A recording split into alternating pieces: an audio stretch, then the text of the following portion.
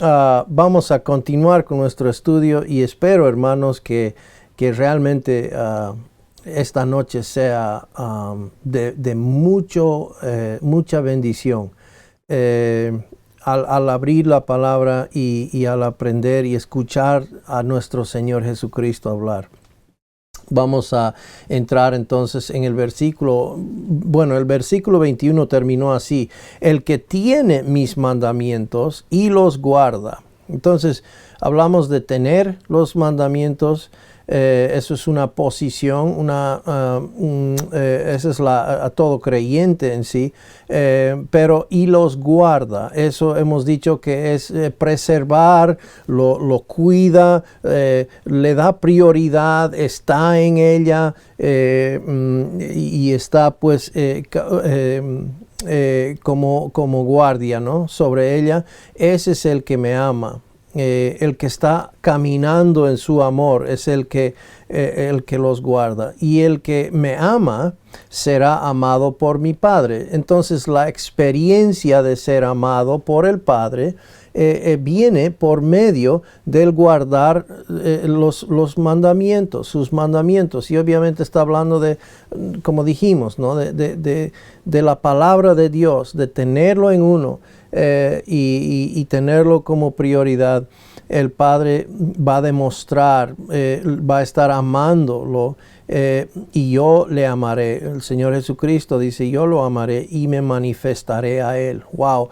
Qué lindo eso, esa promesa del Señor Jesucristo. Y eso lo tenemos nosotros, hermanos. Jesús quiere manifestarse a nosotros. Es decir, Él quiere que le conozcamos de una manera más profunda, de una manera conocerlo más estrechamente, ¿verdad? Interesantemente, el conocimiento, aunque el Padre aludió a ciertas cosas en el Antiguo Testamento, no se conoce a Dios como el Padre en el Antiguo Testamento hasta que Cristo viene y revela al Padre, ¿no? Y entonces tenemos una nueva faceta de Yahvé, que es Padre. Y qué lindo la figura de un padre, ¿verdad? Padre con su hijo. Y tenemos el Espíritu con el cual podemos llamarle Abba, ¿no? Papá, papito. Versículo 22. Entonces hay una pregunta que Tadeo le hace. Tadeo le hace. Dice, le dijo Judas, no el Iscariote: Señor, ¿cómo es que te manifestarás a nosotros y no al mundo? Respondió Jesús y le dijo: el que me ama, mi palabra guardará, y mi Padre le amará, y vendremos a él, y haremos morada con él. El que no me ama no guarda mis palabras, y la palabra que habéis oído no es mía, sino del Padre que me envió. Os ha dicho estas cosas estando con vosotros. Mas el Consolador, el Espíritu Santo, a quien el Padre enviará en mi nombre, Él os enseñará todas las cosas y os recordará todo lo que os he dicho. La paz os dejo, mi paz os doy. Yo no os la doy como el mundo la da. No se turbe vuestro corazón ni tenga miedo. Habéis oído que yo os he dicho: voy y vengo a vosotros. Si me amarais, os habríais regocijado. Pero he dicho que voy al Padre, porque el Padre mayor es que yo. Y ahora os lo he dicho antes que suceda, para que cuando suceda, creáis. No hablaré ya mucho con vosotros, porque viene el príncipe de este mundo, y él nada tiene en mí. Mas para que el mundo conozca que amo al Padre, y como el Padre me mandó, así hago. Levantaos, vamos de aquí. Vamos a parar ahí y entremos al estudio entonces. Juan 14, 22 a 31, la pregunta de Tadeo y la respuesta de Cristo. La respuesta de Cristo. Y entonces Judas, Tadeo, hijo de Santiago, entendió que el mundo no verá más a Jesús, ¿no? Como vemos aquí en el... voy a poner, perdón, vamos a poner la pantalla enseguida. Aquí está. ¿Se ve? Muy bien. Ok. Perdonen, tengo demasiados botones aquí. Entonces, vamos entonces nuevamente con el versículo 19 nuevamente. Voy a dar lectura. Un poco más de tiempo y el mundo no me verá más, dice Jesús, pero vosotros me veréis, porque yo vivo, vosotros también viviréis. Entonces Jesús había dicho eso, ¿no? Pero a que Jesús se manifestaría a sí mismo a aquellos, a los discípulos que lo aman, ¿no? Que lo aman. Entonces vemos en el versículo 21 que él dice así: el que tiene mis mandamientos y los guarda, ese es el que me ama. Y el que me ama será amado por mi Padre, y yo lo amaré y me manifestaré a él. Qué interesante, vemos cómo quita todo misterio, todo sentimentalismo en cierto sentido, y lo vuelve objetivo, el amor que es expresado, el amor demostrado de parte del creyente y del Padre para el creyente es de manera por medio del afecto y de la forma en que guarda la palabra de Dios. ¿Cómo es mi afecto? Es una buena pregunta, es un buen termostato para ver el amor que yo estoy viviendo con el Padre. Yo puedo decir, yo siento que amo al Padre. Yo puedo decir que siento el amor del Padre. Pero ¿será que eso me estoy engañando? Puedo estar viviendo una falsa realidad, ¿no? Hay muchas maneras de vivir engañado. Entonces aquí el Señor Jesucristo lo vuelve objetivo esto y dice, el que me ama guardará mi palabra. O sea que si estamos viviendo en el amor del Padre, si estamos viviendo en va a reflejarse en nuestra pasión, nuestra forma de velar, de guardar, de respetar, de cuidar la palabra de Dios. La palabra, sus mandamientos, ¿no? Entonces, no está hablando primordialmente de ir y obedecer, de guardar en ese sentido de ir y hacer lo que dijo. Eso es un resultado de lo que sucede cuando Dios está operando en mi vida. Lo que Él está interesado es que nosotros seamos no solamente oidores, sino hacedores. Quiere decir, uno que medita en la palabra de día y de noche. Ese es un hacedor de la palabra, no el que está haciendo y haciendo y haciendo. ¿Ya? Eso es lo que tenemos que cambiar un poco, esa forma que tal vez hemos sido enseñados.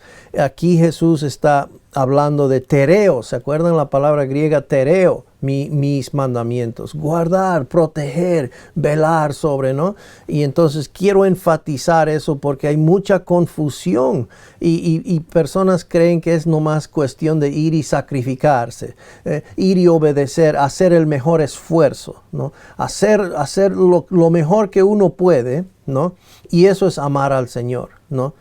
Cristo está diciendo, esto es la manera que demuestra que el que me ama lo demostrará de esta manera. Y entonces, ¿cómo está tu termostato espiritual? ¿Estás apasionado por la palabra? ¿Estás guardando la palabra? Es buena pregunta. Cada uno podemos hacernos esa pregunta y de vez en cuando, ¿no? Constantemente tal vez deberíamos hacerlo. Entonces, este entendimiento llevó a una pregunta. Señor, ¿cómo es que te manifestarás a nosotros y no al mundo? ¿Cómo es que te manifestarás a nosotros y no al mundo? Esa es buena pregunta. Esta pregunta mostró que los discípulos todavía esperaban que Jesús estableciera su reino inmediatamente. ¿Se dan cuenta? Ellos están pensando que, momento, si solo te vas a manifestar a nosotros, ¿cómo es que va a funcionar eso? O sea, ¿acaso no vas a establecer tu reino y manifestarte delante de todo el mundo, digamos, ¿no? Entonces a eso va su pregunta, ¿no? Y vamos a ver que el Señor Jesucristo sabiamente contesta de otra manera. Versículo 23, Jesús no respondió directamente a la pregunta de Tadeo, sino que regresó al tema del amor que había estado desarrollando. Es que es tan importante. Hermanos, el amor es lo que nos define. El amor es lo que nos ha llevado a creer en el Señor Jesucristo. El amor es lo que nos ha llevado al arrepentimiento, al cambio de mentalidad y creer en el Señor Jesucristo como nuestro único y suficiente Salvador, ¿no? Entonces, el amor es lo que el Padre demostró cuando dio a su Hijo. Eso es mostrar su carácter, sus atributos, su persona. Dios dio antes, cuando éramos enemigos, Él dio. No esperó que éramos bonitos. Y ese amor, ¿verdad?, es lo que nos define como hijos de Dios. Somos hijos amados, y deberíamos reflejar ese amor el uno al otro. Y entonces es importante este tema. Ahora Él lo amplió para incluir a cualquiera que viene a amarlo, incluyendo tú y yo. ¿Ya? Entonces queremos escuchar lo que tiene que decir a continuación el Señor Jesucristo. Jesús no se manifestaría al mundo, sino solo a los que le aman. Solo creyentes pueden amarlo, obviamente. El que le ama, ¿no? Esa posición, esa realidad es del creyente. Y la condición del creyente debe ser de estar amándolo, de estar caminando en amor, ¿no? Entonces, Jesucristo se manifestaría. Es decir, yo he sido manifestado el amor de Cristo. Okay. En mi vida yo he recibido manifestación, vamos a decir, de su amor. He creído en el Señor Jesucristo, he entendido hasta cierto punto su amor, ¿no? Pero Cristo quiere ir manifestándose a mí, ¿no? Entonces, ir creciendo. Entonces, eso depende de mí, de caminar de fe, ¿no? Entonces, ahí es donde es la importancia que Cristo está dando a los discípulos en este pasaje. Jesús dijo que Él y el Padre amarían y tendrían compañerismo, vendrían a ser su hogar, ¿no?, con el creyente que guardara. Nuevamente, fíjense la importancia de guardar su palabra. Entonces, ¿quieres vivir en la experiencia del amor del Padre? Ya, está bien. Eres creyente y has sido amado y tienes el amor del Padre y eso no va a cambiar nunca, ¿de acuerdo?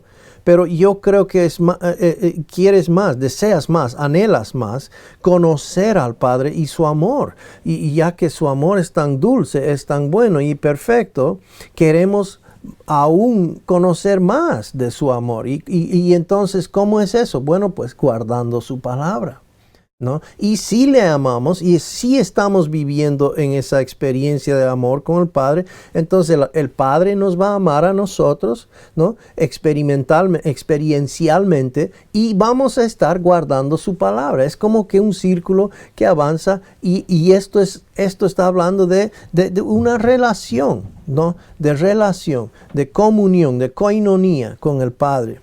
Entonces, Jesús invirtió el orden de las palabras del versículo anterior, ¿no? El que no lo ama, obviamente, no está reteniendo sus palabras, ¿okay?, sus enseñanzas. Puede sentir que está amándolo, puede sentir que está haciendo todo, pero si no está guardando su palabra, está siendo engañado, se está engañando, ¿ok? El creyente que elige vivir en la carnalidad, y carnalidad no necesariamente se demuestra en inmoralidad. La carnalidad a veces se muestra en el legalismo, es igual, carnalidad. No desarrolla un amor puro por Dios. La definición bíblica de la mundanidad, de la mundanidad. Ahora, miremos unos versículos aquí. Primera Timoteo 1:5 dice, pues el propósito de este mandamiento es el amor nacido de corazón limpio y de buena conciencia y de fe no fingida. ¡Wow! ¡Qué buen versículo! Tal vez deberíamos pues tener eso memorizado si no lo tenemos, ¿no? Primera Juan 2:15 nos dice, no améis al mundo ni las cosas que están en el mundo. Si alguno ama al mundo, el amor del Padre no está en él. No está hablando aquí, no está hablando de que no es creyente. ¿Okay? Lo que pasa es que esa persona, ese creyente, no está andando en el amor del Padre. El amor del Padre no está en él. No está experimentando. No está en una condición de amor, ¿no? Con el Padre. Y eso entonces no es para el que no amáis al mundo. No améis al mundo, pues si vas a tener amistad con el mundo en el sentido de tus afectos puestos en el mundo, el amor del Padre no está en ti, no está en mí, ¿verdad? Y por eso entonces es importante ver esto. No está hablando nuevamente de ser salvo o no ser salvo. Esto no está hablando de confirmar si una persona es creyente. No, de ninguna manera. No es por las obras que confirmamos o afirmamos que una persona es salva. No somos salvos por obras, ni antes ni después. Somos salvos por la fe en Jesucristo. Dios soberanamente estableció esa como la única manera para ser salvo, ¿no? Entonces, continuando en el estudio aquí, tengo que apurar, si no, no vamos a terminar nunca. Juan 6:66 es cuando, bueno, lo voy a leer como resultado de esto, muchos de sus discípulos se apartaron y ya no andaban con él. ¿Okay? Voy a ponerlo en la pantalla ahí para que lo vean. Entonces hay un grupo de personas que sus discípulos estaban siguiendo sus enseñanzas, eran creyentes, pero se apartaron. ¿Por qué? Porque por diferentes razones, como resultado, dice, del temor, de diferentes cosas, se apartaron y ya no andaban con él. Luego vemos otro grupo de personas, Juan los menciona.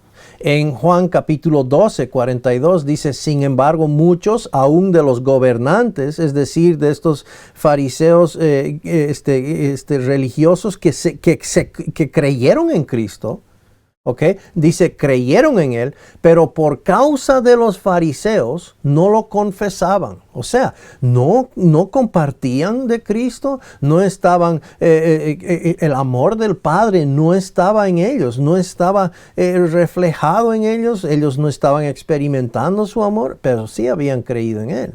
Para no ser expulsados de la sinagoga, ni una palabra. Tenían terror de hablar, ¿verdad?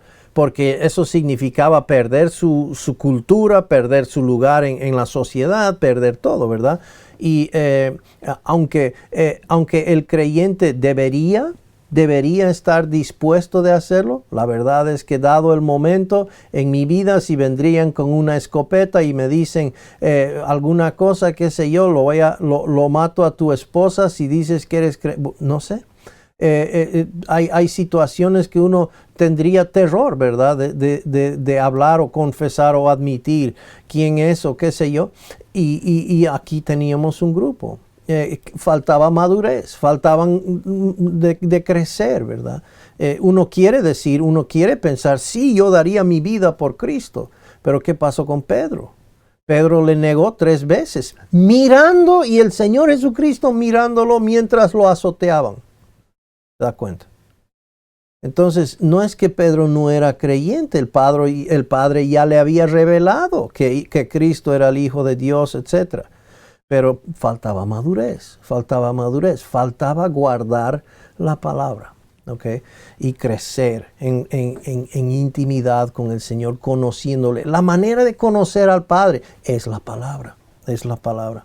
Entonces esto le da vividez, vida a lo que es la palabra de Dios. Ahora, fíjese lo que dice aquí. Ambos los discípulos que abandonaron a Jesús y los fariseos creyentes que se mantuvieron en silencio sobre su fe en Él, eran ejemplos de creyentes que no sostenían o retenían la palabra, las enseñanzas de Cristo en alta estima. Su amor era incompleto. Su amor era una cosa que faltaba solidez, ¿verdad?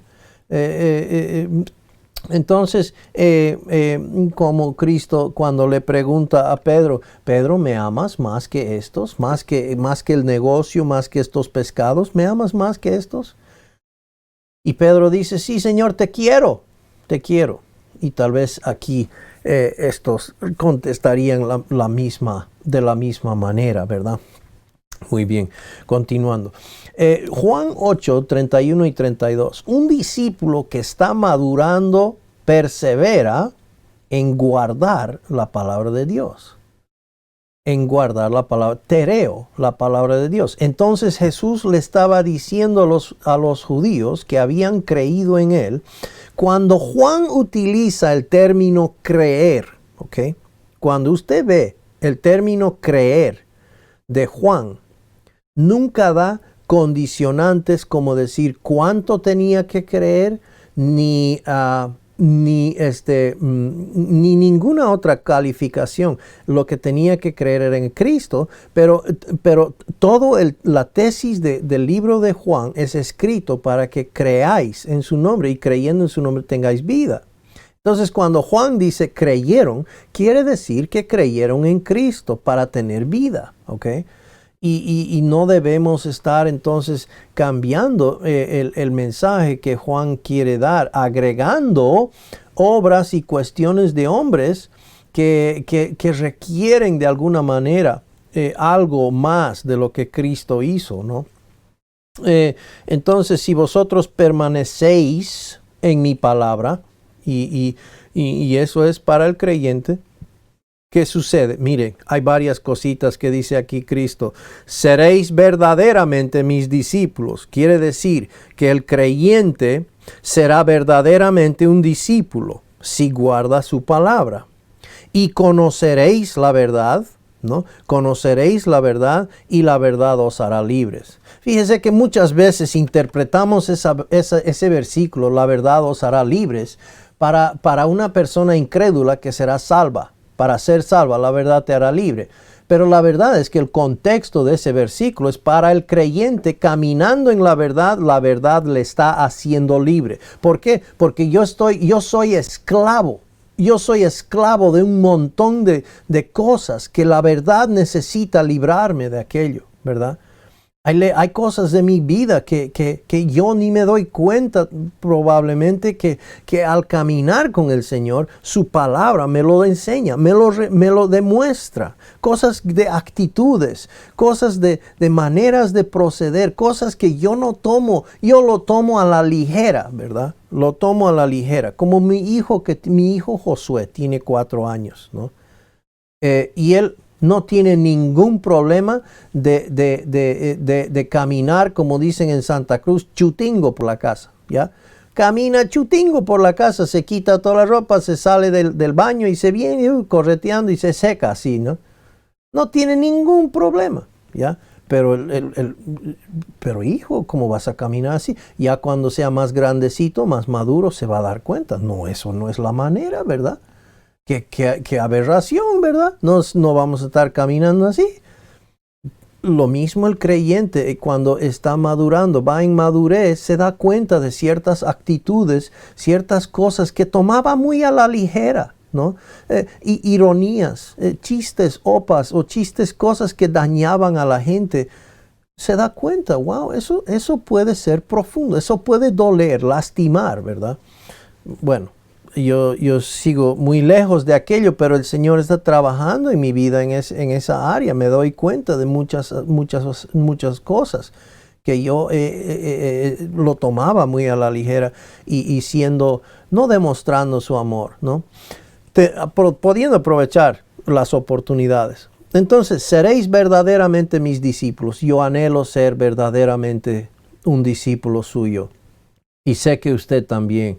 Y conoceréis la verdad, y la verdad os hará libre. Yo necesito cada vez más libertad de cosas que sé que todavía me plantan, ¿no? Y su verdad nos hace libres, su verdad no nos esclaviza, nos hace libres, libres para servir, libres para amar, libres para demostrar el amor que el Padre tiene al Hijo, que el Hijo tuvo por nosotros. Qué tremendo es. Versículo 24b, las palabras de Jesús llevan autoridad divina. Autoridad divina, por lo tanto, despreciar lo opuesto de guardar, ¿no? Despreciar sus palabras es ignorar su significado vivificante. Es ignorar su significado vivificante. Y la verdad es que hay un dicho que dice, no sabes lo que no sabes. Sí. Ay, gracias, hermano. Estamos... se está viendo ahora, ¿no? Ok, perdón, hermano. Entonces, no había avanzado mucho. Entonces, estamos hablando aquí, pues, entonces, de que si no estamos, entonces, guardando su palabra, lo opuesto es ignorarlo, ¿verdad? Y no lo estamos tomando...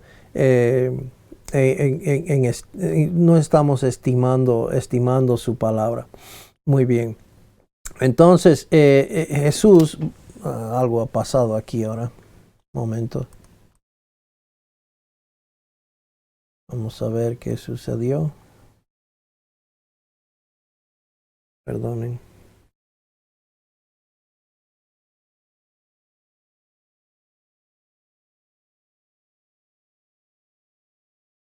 Momento.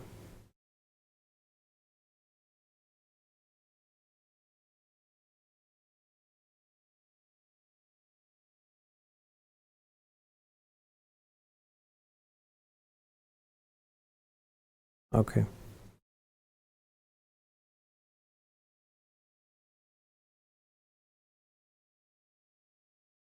Muy bien, entonces Jesús enseñó a sus discípulos la verdad de la palabra de Dios mientras moraba con ellos. Claro, en ese entonces Él moraba con ellos. Os he dicho estas cosas estando con vosotros. Observe que Jesús usó la palabra permaneced, la palabra meno, aquí extensamente en el capítulo 15. En todo el libro de Juan vemos el uso de la palabra meno unas 40 veces. Y está creo 10 veces entre estos versículos del 14 y el 15, dando gran importancia a esto, ¿no? de permanecer en Él. Entonces, Jesús prometió que el Espíritu Santo no solo les recordaría todo lo que Él les había enseñado, sino que también les enseñaría todas las cosas. El Espíritu Santo iba a venir y iba a estar en ellos, así como Él permaneció con ellos, el Espíritu Santo iba a permanecer en ellos y les iba a enseñar y a hacer recuerdo de todas las cosas que Él había dicho. Entonces, mirando estos versículos aquí, dice, y dijo a los que vendían palomas, quitad, perdón, el Espíritu Santo les recordó a los discípulos, de las palabras de Jesús.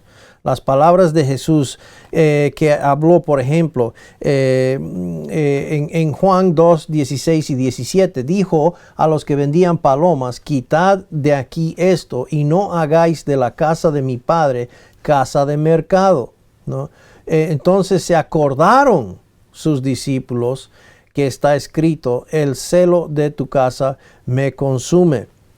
Y luego vamos a ver versículo 22, por cuanto cuando resucitó de entre los muertos sus discípulos se acordaron que había dicho esto y creyeron la escritura y la palabra que Jesús había dicho. Entonces ahí vemos al Espíritu Santo lo que va a hacer, el trabajo que va a hacer, el de hacer recuerdo, de recordarles lo que Cristo había dicho. Entonces el Espíritu Santo enseñó a los discípulos la verdad.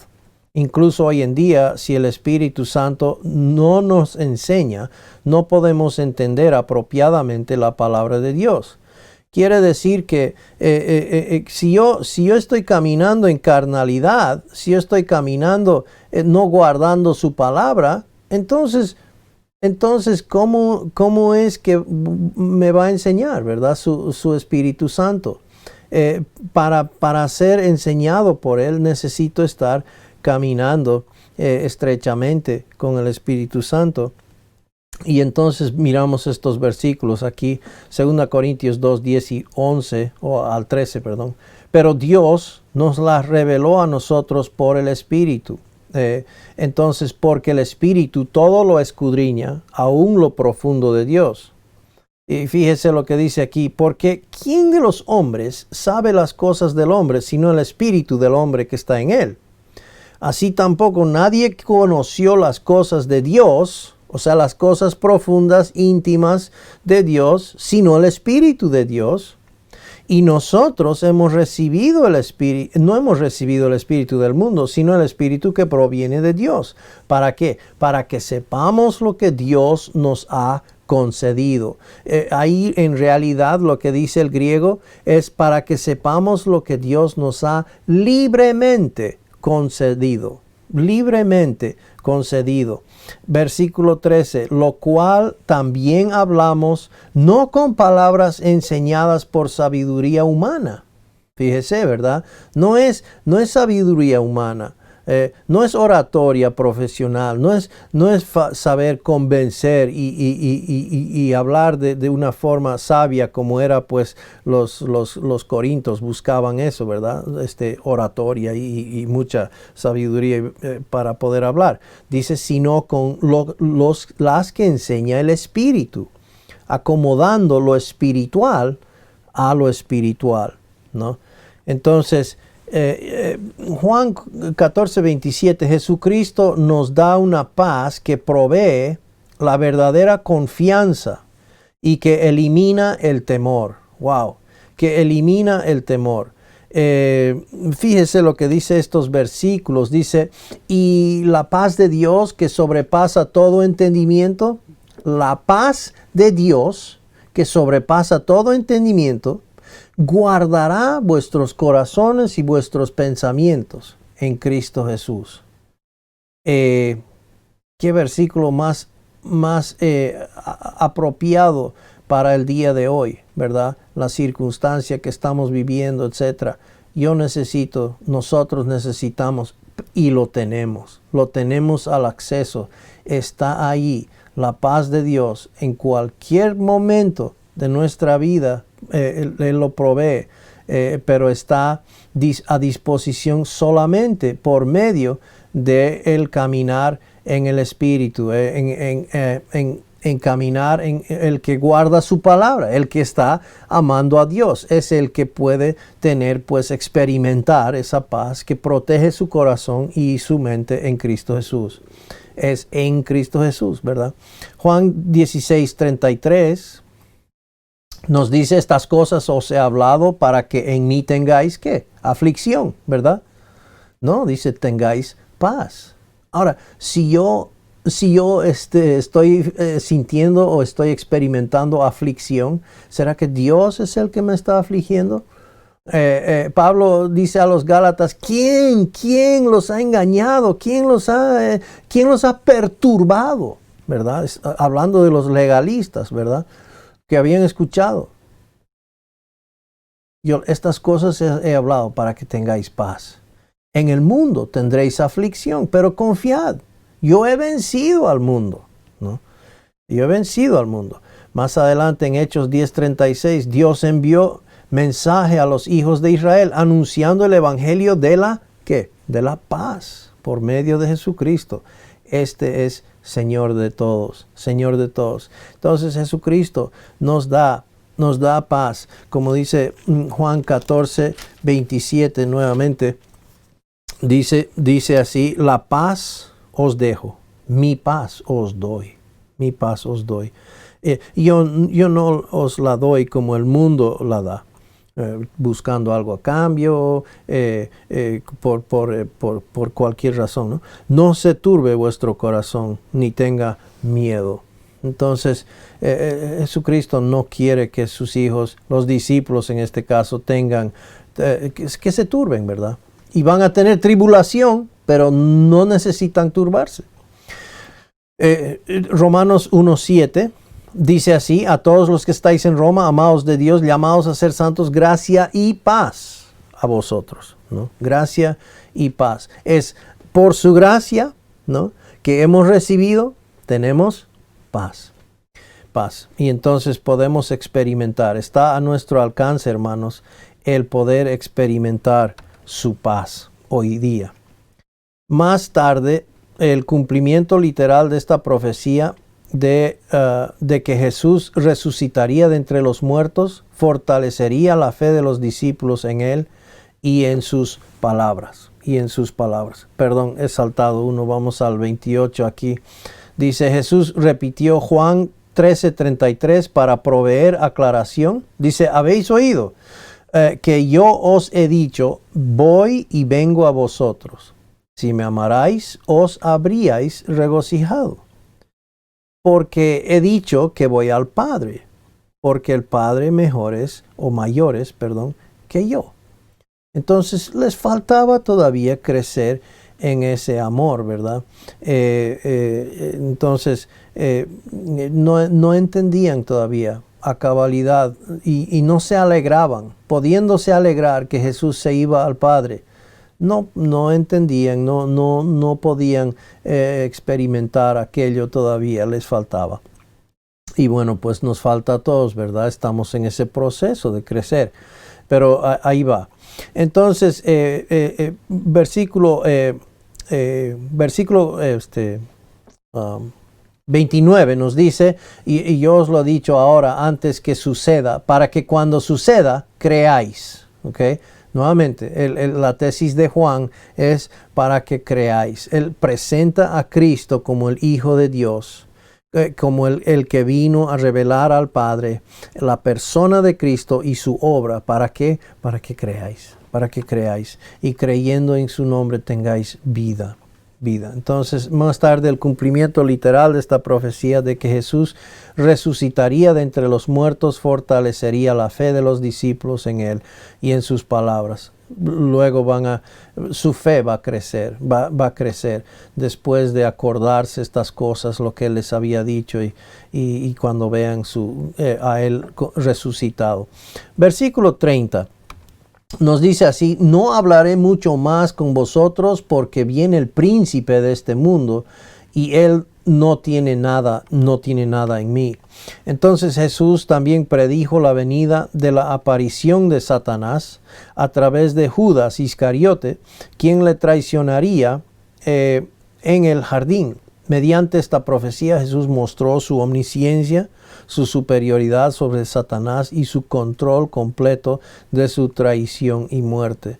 Jesucristo no fue víctima de su muerte. Cristo, lo que llevó a Cristo a la cruz fue nuestro pecado. Pero Él en total control, en total sumisión al Padre, Él fue voluntariamente a la cruz e hizo lo que hizo, totalmente en todos sus sentidos, ¿no? Versículo 31 nos dice entonces así, mas para que el mundo conozca que amo al Padre. Qué lindo que Cristo quiera, ¿ya? Que se conozca el amor que Él tiene por el Padre y que el Padre tiene por Él. Dice, mas que el mundo conozca que amo al Padre y como el Padre me mandó, así hago. Levantaos, vamos de aquí. Entonces, Jesucristo cumplirá el plan del Padre a pesar del dolor personal que sabía que iba a sufrir de parte de nosotros. A pesar de lo que ellos iban a sufrir. sabía lo que la tribulación que ellos iban a pasar. Sabía el temor que iban a tener. Y quería alentarlos, quería prepararlos. ¿Qué es lo que iba a darles? Esa certidumbre, esa seguridad y firmeza para poder atravesar por medio de estas cosas, guardando su palabra. Guardando su palabra. El Espíritu Santo iba a venir, ¿para qué? Para recordarles de su palabra. ¿Para qué? Para enseñarles su palabra, ¿no? ¿Por qué? Porque la palabra os hace libres. Y en Cristo el corazón está cuidado y la mente, su paz, ¿no? Etc. Entonces, dice Hebreos 10, dice así, 10:7. Entonces dije, aquí que vengo, oh Dios, para hacer tu voluntad, como en el rollo del libro está escrito de mí, ¿no? Y luego en el 8 al 10 vamos a leer. Diciendo primero, sacrificio y ofrenda y holocaustos y expiaciones por el pecado no quisiste. No quisiste. El hombre piensa que haciendo ofrendas y sacrificios y holocaustos, de alguna manera va a llegar a conseguir a hallar, ¿no?, la pena o la benevolencia de Dios. Va a poder mover el corazón de Dios de alguna manera. Él no quiere eso, no quiso eso, ¿no? Lo que él se deleita es lo que vino a hacer Cristo a favor de nosotros. Y dice, y diciendo luego, he aquí que vengo, oh Dios, para hacer tu voluntad. ¿Cuál era la voluntad del Padre? ¿No? ¿De qué se deleitó el Padre? Isaías 53, de entregarlo, de abofetearlo al Hijo, para conseguir que su amor sea conocido para nosotros, para que nosotros creamos en Él. Dice, y diciendo luego, he aquí que vengo, oh Dios, para hacer tu voluntad. Quítalo primero para establecer esto último. En esta voluntad somos santificados mediante la ofrenda del cuerpo de Jesucristo, hecha una vez para siempre. No somos santificados por medio del sacrificio del hombre. Y entonces por eso es que como creyentes caminamos por la fe en el Hijo de Dios que se dio por mí, por amor a mí. No en mis esfuerzos, en lo que yo estoy haciendo por Dios. Tantos años viví. Ay, Señor, debes estar muy orgulloso de mí, ¿no es cierto? ¡Qué tremendo que me tienes en tu equipo, Dios! Después me lo agradeces lo que me debes. Qué jactancia, qué feo, ¿verdad? Y así es lo que vive el hombre que no guarda su palabra. Que no guarda su palabra, que no entiende su palabra, que no está en su palabra, que no tiene como privilegio su palabra, el amor de Dios por mí, ¿no? Etc. Muy bien. Jesús siempre hizo la voluntad de su Padre. Jesús siempre hizo la voluntad de su Padre. Algo que usted y yo nunca podíamos hacer. Ahora vamos a hacer una comparación aquí entre lo que es el temor en el mundo y lo que tenemos en Dios. La falta de confiar en Dios. El temor es falta de confiar en Dios. Salmo 56, 3 y 4 dice, en el día que temo y yo en ti confío. O sea, el temer en este sentido es la ausencia de creer, ¿no? Deja de temer cuando confía. El hombre de doble ánimo es inconstante, perdón. Eso es Salmo 56, 3. Luego vamos a inestabilidad emocional. El temor del mundo trae inestabilidad emocional. Porque Santiago 1:8 nos dice, el hombre de doble ánimo es inconstante en todos sus caminos, ¿ok? Es de doble ánimo, es inestable emocionalmente hablando. Tiene una actitud arrogante. Santiago 4:6, pero Él da mayor gracia. Por esto dice, Dios resiste a los soberbios y da gracia a los humildes, ¿no? Y también es rechazo del punto de vista divino. Romanos 12, 2-3. No os conforméis a este siglo, sino transformaos por medio de la renovación de vuestro entendimiento, para que comprobéis cuál sea la buena voluntad de Dios, agradable y perfecta. La voluntad de Dios se la conoce fácil. No hay misterio, no hay cosa mística, no hay cosa difícil de entender la palabra de Dios. Dios lo ha explicado, Dios lo ha demostrado, lo tiene fácilmente, pero está en guardar su palabra, no es en otra manera, ¿ya? Y eso es algo que el creyente inmaduro tiene que aprender, ¿no? La voluntad de Dios no es una cosa misteriosa, es una cosa de guardar su palabra. Y ahí está claramente su voluntad. El temor al Señor, ahora al contrario, el temor al Señor tiene un enfoque en Cristo, ¿no? Por tanto, también nosotros también, teniendo en derredor nuestro tan grande nube de testigos, despojémonos de todo peso y del pecado que nos asedia, y corramos con paciencia la carrera que tenemos por delante. Corramos con paciencia. ¿Cómo? ¿Cómo vamos a correr? Puesto los ojos en Jesús, el autor y consumador de la fe, ¿no? Entonces, el enfoque está en Cristo. Estabilidad emocional. Tenemos estabilidad emocional cuando tenemos temor al Señor. Bienaventurado el varón que soporta la tentación, porque cuando haya resistido la prueba, recibirá la corona de vida que Dios ha prometido a los que le aman. Tiene una orientación autoritaria de parte de Dios. Fíjese lo que dice Santiago 4:10. Humillaos delante del Señor y Él os exaltará. Él os exaltará, ¿no? Entonces, una orientación de parte de Dios como soberano, como Señor, ¿verdad? Ese es el verdadero señorío de Cristo en la vida del creyente, listo para servir. Entonces dice Romanos 12:1, así que hermanos, os ruego por las misericordias de Dios que presentéis vuestros cuerpos en sacrificio vivo, santo, agradable a Dios, que es vuestro culto racional, es vuestro culto lógico, ¿no? Teniendo pues todas estas misericordias, teniendo en nuestra vida todo lo que tenemos, su gracia de Dios, estamos listos para servir, ¿no?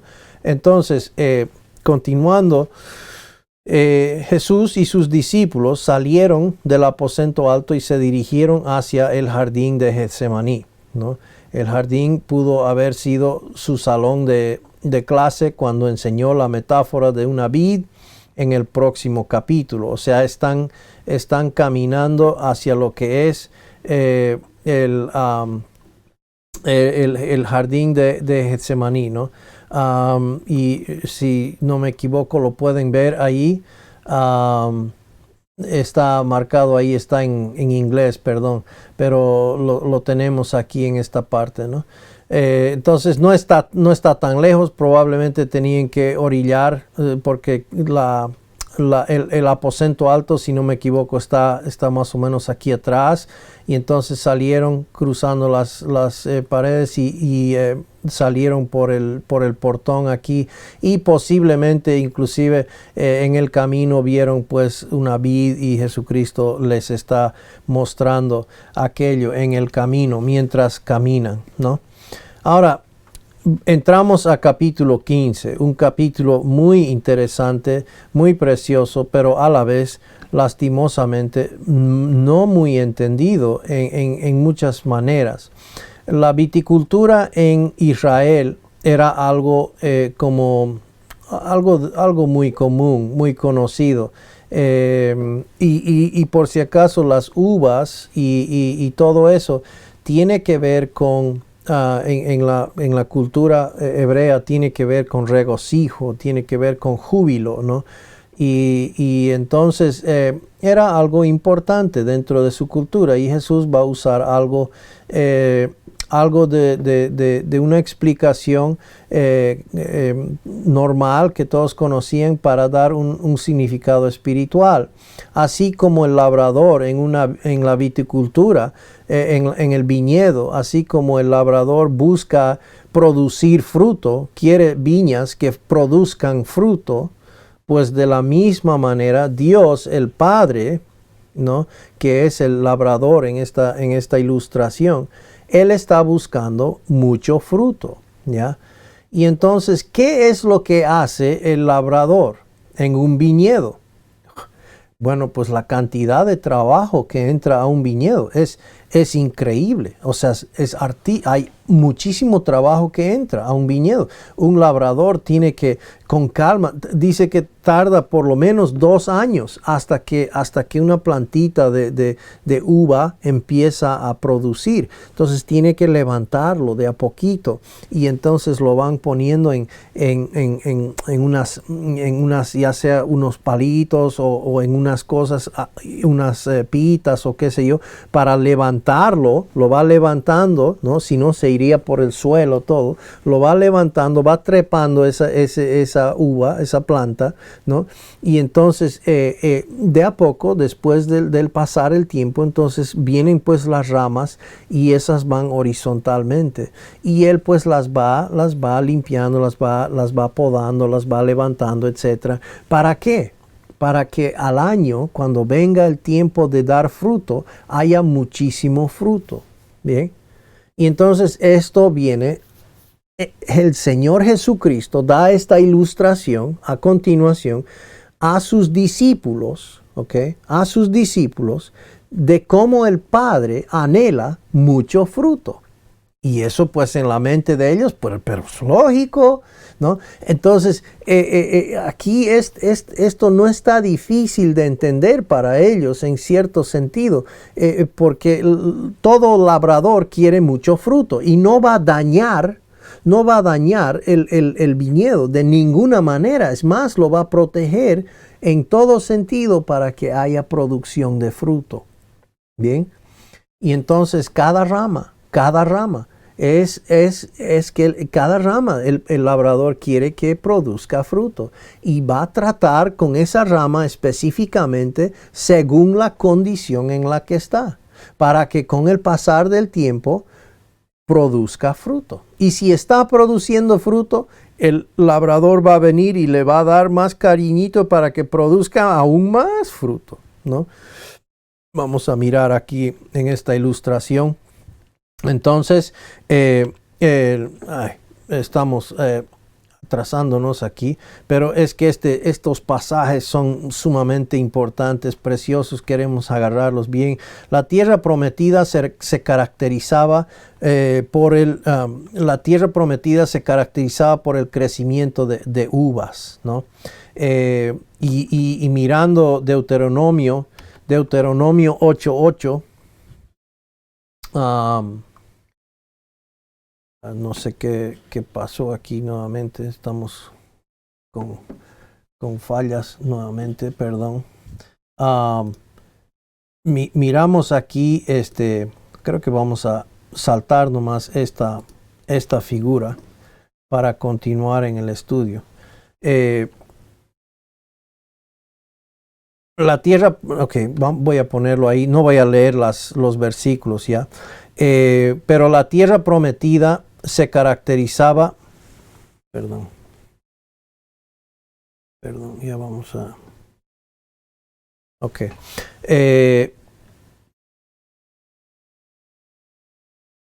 Ahora sí, la tierra prometida se caracterizaba por el crecimiento de uvas, ¿no? Era una tierra de trigo y cebada, dice, de vides, higueras y granados, tierra de olivos, de aceite y de miel. Eso era un aspecto de la tierra prometida. La viticultura en el elevado país de Samaria y Judea era prominente. ¿no? Un cuidado constante de la viña era necesario para tener buen fruto.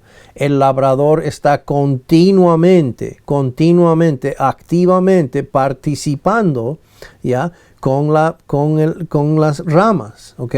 ¿Para qué? Para que las ramas puedan llevar fruto. Muy bien, ahora sí, vamos a mirar esto que es permanecer en Cristo. Versículos 1 al 8, el permanecer en Cristo y llevar fruto. Bien, vamos a mirar los primeros 3 versículos, ¿ya? Dice, yo soy la vid verdadera y mi Padre es el labrador. Ok, entonces Jesús es la vid verdadera, el Padre es el labrador.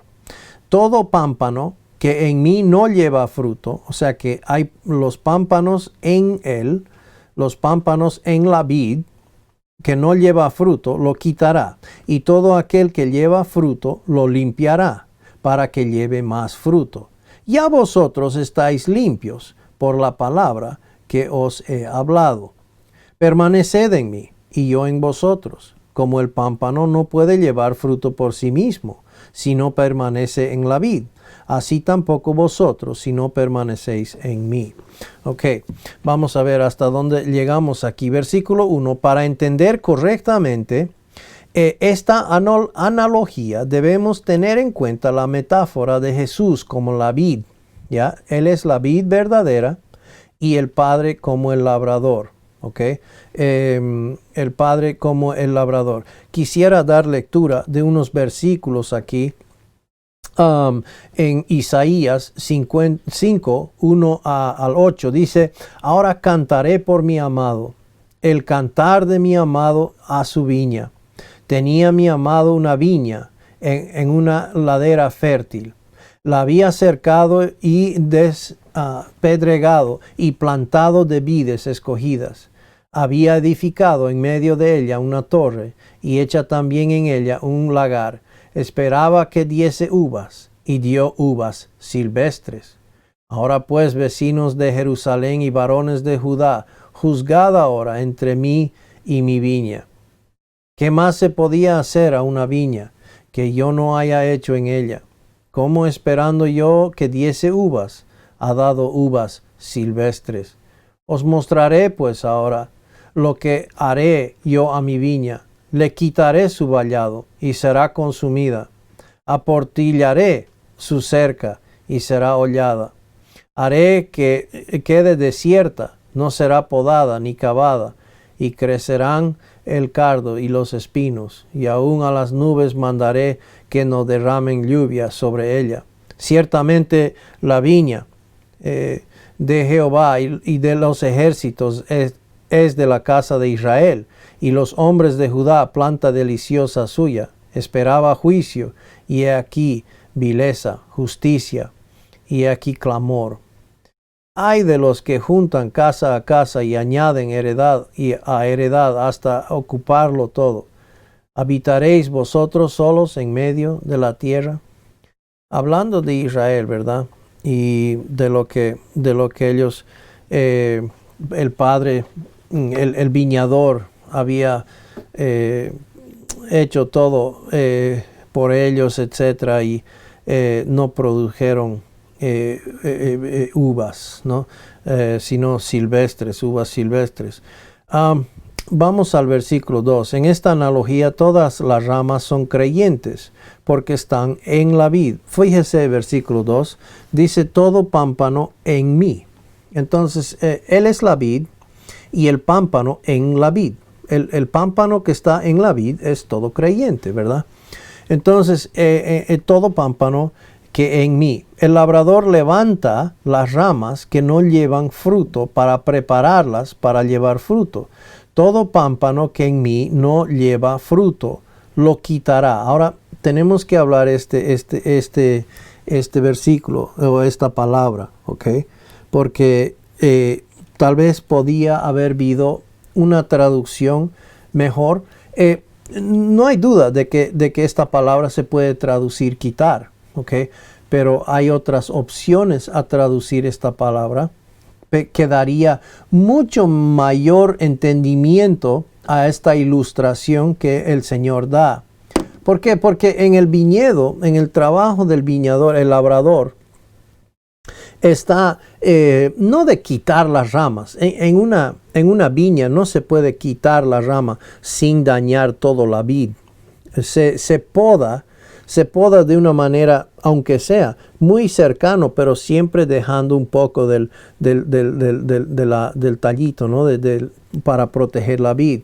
Entonces una persona como ellos hubiesen sabido claramente de que no se trata de esa manera, no se arranca, por decir, o quitar de esa manera un pámpano, ¿verdad? Para que, o sea, no tendría sentido hacerlo, pues no tendría opción a poder producir nuevamente. Y ningún labrador haría aquello, ¿no? Sería una atrocidad del labrador. Pues en este caso tenemos al Padre como labrador, Jesucristo es la vid verdadera y el pámpano está en él, ¿ya? Y todo pámpano que no da fruto, dice, que no lleva fruto, lo quitará. Entonces vamos a mirar esta palabra por un momento para ver qué significa esta palabra. La palabra quitará es la palabra en griego, es ero, ¿ya? Y esta palabra, interesantemente, puede significar muchas cosas diferentes y está traducido en nuestras Biblias de diferente forma. Por ejemplo, miremos Juan capítulo 5, versículo 8. Juan capítulo 5, versículo 8, la palabra ero fue traducido levántate. ¿Okay? Jesús le dijo, levántate, toma tu camilla y anda. Ero, toma tu camilla y anda. Ahora, el labrador no se entendería muchísimo mejor si el labrador levantara aquella que no lleva fruto todavía y lo está preparando, lo está levantando, es todavía muy inmaduro o qué sé yo. Y el labrador desea que con el tiempo ese pámpano lleve fruto, ¿verdad? Vamos a otros versículos, pero vamos a ver de que, por ejemplo, en Mateo 9:6, ¿okay? Están hablando de levantar una cama. Podemos ver Mateo 9:6, por ejemplo, dice así, dice, pues para que sepáis que el Hijo del Hombre tiene potestad en la tierra para perdonar pecados, entonces dice entonces al paralítico, levántate, toma tu cama y vete a tu casa. Luego también podemos ver diferentes formas de traducir. También en Marcos 16:18 se habla de levantar serpientes, de tomar tu cruz. Mateo 8:34, tomar tu cruz está hablando de ero tu cruz, ¿no? Entonces, tomar tu cruz. Luego tenemos obtener. Marcos 13:16 lo tradujeron la palabra ero como obtener o recuperar una prenda. Luego Lucas 8:12, quitar, como un pájaro que quita una semilla o un gobernante que quita el dinero. Mateo 25:28, a varios habla de quitar, perdón. Y Mateo o varios otros significados, perdón, estoy confundiendo aquí la cosa. Quitar, como un pájaro que quita una semilla, Lucas 8:12, o un gobernante que quita el dinero, como vemos en Mateo 25:28, ¿ya? O varios otros significados. Entonces tenemos que entender que esta palabra es amplia, ¿ok? Y se ha traducido según el contexto, según lo que los traductores entendieron. Entonces aquí tal vez la traducción de la palabra quitar podría ser mejor entendida como tomar o levantar el pámpano. ¿Para qué? Para que lleve fruto. No tiene sentido quitar, arrancarlo para que lleve fruto, ¿no? Entonces no va con la ilustración. ¿Quiere decir aquí el Señor que quita una rama sin fruto de la vid o que la levanta en la vid? Ahí está. En un viñedo, un labrador solo se ocupa de las ramas que no están llevando fruto. Él las levanta y las ata en enredaderas, con la esperanza de obtener una cosecha abundante para la estación apropiada. Para la estación apropiada. Entonces, ¿qué es lo que está pasando aquí? Un creyente inmaduro, un creyente que no lleva fruto, un creyente pues que Dios entonces lo levanta, lo anima, lo va mostrando este cariño, etcétera, queriendo ayudarle, ¿no? Ayudarle a que se levante, ¿no? Y pues una vez que ya está en la enredadera, pues ya entonces entonces Dios le está levantando. ¿Para qué? Para que ese creyente con el guardar su palabra, con el permanecer en la vid, permaneciendo en la vid y recibiendo la vida de la vid, etc. Con el pasar el tiempo, ¿qué va a pasar? El resultado va a ser que ese pámpano va a empezar a llevar fruto. ¿Por qué? Porque la vid produce, ¿qué? Vida, y por medio de la rama va a traer fruto. ¿Se da cuenta? Entonces, eso es lo que está haciendo aquí el labrador, para que con el pasar del tiempo, con el caminar del creyente, ¿no? Resulte en llevar fruto. Él las levanta y ata a enredaderas, ¿no? Y en su momento apropiado, entonces va a haber una cosecha. Entonces, versículo 2, el labrador poda, ¿ya? Hace cortes, da pruebas o sufrimiento a las ramas que dan fruto para que lleven más fruto. ¿Qué sucede? Muchas veces en un viñedo una rama se seca, ¿no? O no es puro verde, no hay fruto ahí. Entonces el labrador viene y lo corta más cerca al tallo, a la vid, ¿no? ¿Para qué? Para que nuevamente hay crecimiento, ¿no? Con vida ya, y eso al año o qué sé yo, a su tiempo va a llevar fruto, ¿no? Entonces eso es la figura aquí. Versículo 3, los discípulos ya habían sido purificados en la salvación por la fe en la palabra que Él les había hablado. Porque Él dijo ahí en el versículo 3, vosotros estáis limpios. ¿Ya? Porque Él dijo anteriormente, lo limpiará para que lleve más fruto. Ahora vosotros sois limpios. Entonces, Efesios 5, 26 y 27 dice que para la iglesia, para santificarla, habiéndola purificado en el lavamiento del agua por la palabra, a fin de presentársela a sí mismo una iglesia gloriosa, que no tuviese mancha ni arruga ni cosa semejante, sino que fuese santa y sin mancha. Entonces vemos el anhelo de Dios que tiene, ¿no?, para su iglesia. Entonces versículo 4, así como la rama no unida a la vid no puede llevar fruto, así también el creyente no puede llevar fruto separado del Señor Jesucristo. Por esta razón Jesús nos manda a permanecer en comunión con Él. Sin mí nada podéis hacer. Sin mí nada bueno podéis hacer. Claro, podemos hacer cualquier cantidad de macanas, ¿no?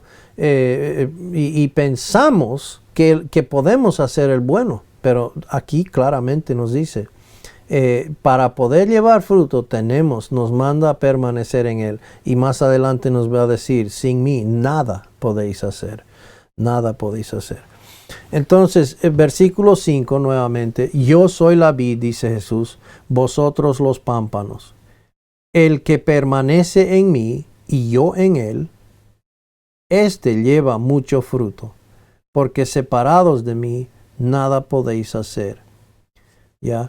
Entonces, permanecer en Cristo es depender por la fe en Él y en sus provisiones por nosotros, en su gracia, en su gracia. Muchos quieren decir que la gracia, que enfocarse en la gracia y depender enteramente de la gracia es una vida cristiana ligera, sin responsabilidad, sin profundidad espiritual, es muy liviano, muy light, cristianos light, etc., ¿no?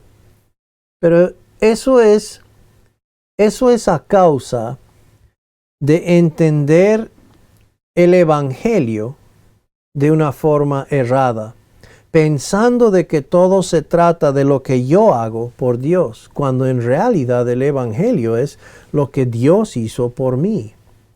Y cuando empezamos a enfocarnos pues en eso, cuando empezamos a dejar de enfocarnos en lo que en lo que yo tengo que hacer y entiendo de que yo soy pecador y yo soy fallado y yo caigo continuamente y dependo y necesito de algo externo que me motive, algo que me dé la fortaleza, la fuerza, la energía, etcétera, para poder ¿no? tener una razón por vivir, etcétera.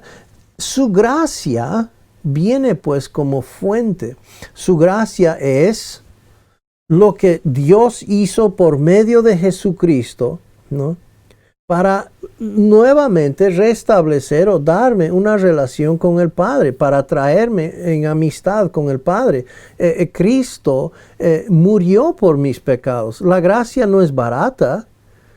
Cristo se dio a sí mismo. La gracia es algo muy precioso. Lo único que no tiene que ver nada conmigo, tiene todo que ver con Cristo. Y el enfoque es Cristo. Y esa es la verdadera gracia. No es algo que me va a recompensar o algo que es buena suerte para que me vaya bien. Esa es la gracia, ¿no? O que Dios se dio de la vista gorda para que no me den mi merecido. Eso no es gracia, eso no es justicia, eso sería una cosa injusta, eso sería desgracia, ¿no? Para un Dios perfecto.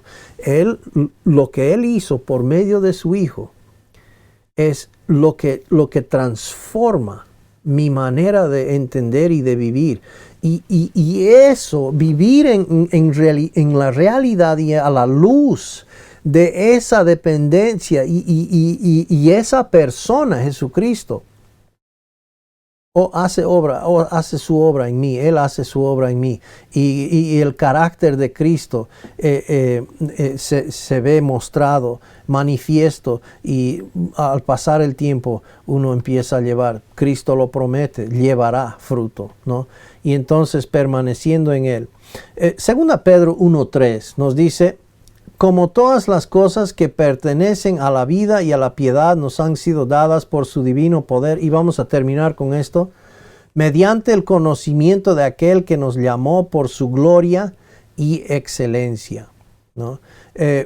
Romanos 1:17 nos dice: porque en el Evangelio la justicia de Dios se revela por fe y para fe. Como está escrito, más el justo, aquel que ha sido declarado justo por la fe en Jesucristo, por la fe vivirá. ¿Ya? Entonces no es por medio de sus esfuerzos o su mérito, es por medio de la fe en Jesucristo, en la persona de Cristo. Gálatas 2:20, ¿qué es lo que dijo Pablo? ¿Cómo vivía Pablo? ¿Cómo vivía Pablo? ¿Cómo vivía como creyente? Dice: con Cristo estoy juntamente crucificado, ya no vivo yo, mas vive Cristo en mí. Eso ya pasó, ya es un hecho consumado, ya fui crucificado, no necesito morir a mi yo, porque mi yo ya murió, ¿ok? Yo ya fui crucificado, ya no vivo yo, ¿ok? Eso lo hizo Cristo por mí, ¿ok? No vivo yo, Cristo vive en mí. Y ahora dice, ok, tiempo presente, ahora como creyente, lo que ahora vivo en la carne, en hueso y carne, lo vivo en la fe del Hijo de Dios, el cual me amó y se entregó a sí mismo por mí. Pablo no pensaba que la gracia era barata. Pablo no pensó que la gracia era algo menos espiritual. Al contrario, lo verdaderamente espiritual es vivir en la gracia, por fe en el Hijo de Dios, quien me amó, se entregó por mí. ¿Se da cuenta? Tan importante permanecer en Cristo. Y esto es algo que los discípulos iban a tener que aprender por sí mismos. El permanecer en Él. De otra manera, nada podéis hacer. Y Cristo pues está por confiarles el futuro de la iglesia. Y mucho tienen por hacer. Tienen que establecer el cimiento de la iglesia. Y tienen que entonces permanecer en Él. Permanecer en su amor. ¿Para qué? Para llevar fruto. Y cuando estén llevando fruto van a ser limpiados para traer más fruto.